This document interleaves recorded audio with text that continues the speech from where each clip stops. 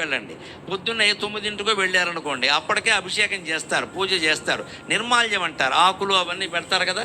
కానీ ఆ నిర్మాల్యం అక్కడ ఉన్నంతకాలం మీకు శివలింగం స్పష్టంగా కనపడదు. పైన ఆకులు పువ్వులు ఉంటే ఎలా కనపడుతుందండి? అదే ఇంకా కొంచెం ముందే, అభిషేకం కూడా కాకముందే మీరు వెళ్ళారనుకోండి, అభిషేకం అయి ఇంకా పువ్వులు అవి పెట్టకముందు స్పష్టంగా నీళ్ళన్నీ జారిపోయి శివలింగం స్పష్టంగా కనపడుతుంది. అంటే నిన్న పూజ చేసిన పూజా ద్రవ్యాల పైన ఉంటే శివలింగం స్పష్టంగా కనపడదు, అంతే కదా. నీలో జీవుణ్ణి కూడా దేవుడನ್ನು నువ్వు గుర్తించాలంటే నిన్నటి జ్ఞాపకాలన్నీ వదిలిపోవాలి, నిన్నటి జ్ఞాపకాలన్నీ వదిలిపోవాలి. అప్పుడు వర్తమానం మీద దృష్టి పెడతావు, నువ్వే శివుడవుతావు, నువ్వే శివుడవుతావు.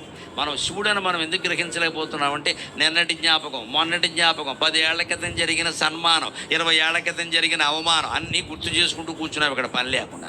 అందుకే మనం శివుడిని తెలుసుకోలేక జీవుళ్ళ ఉన్నాం. శివాలయానికి వెళ్ళండి.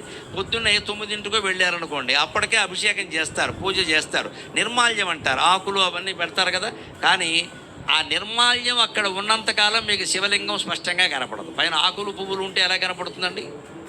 అదే ఇంకా కొంచెం ముందే, అభిషేకం కూడా కాకముందే మీరు వెళ్ళారనుకోండి, అభిషేకం అయి ఇంకా పువ్వులు అవి పెట్టకముందు స్పష్టంగా నీళ్ళన్నీ జారిపోయి శివలింగం స్పష్టంగా కనపడుతుంది. అంటే నిన్న పూజ చేసిన పూజా ద్రవ్యాల పైన ఉంటే శివలింగం స్పష్టంగా కనపడదు, అంతే కదా.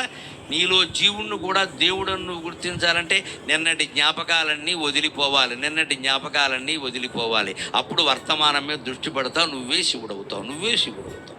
మనం శివుడని మనం ఎందుకు గ్రహించలేకపోతున్నామంటే నిన్నటి జ్ఞాపకం, మొన్నటి జ్ఞాపకం, 10 ఏళ్ల క్రితం జరిగిన సన్మానం, 20 ఏళ్ల క్రితం జరిగిన అవమానం అన్నీ గుర్తు చేసుకుంటూ కూర్చున్నాం ఇక్కడ పని లేకుండా. అందుకే మనం శివుడిని తెలుసుకోలేక జీవుళ్ళ ఉన్నాం.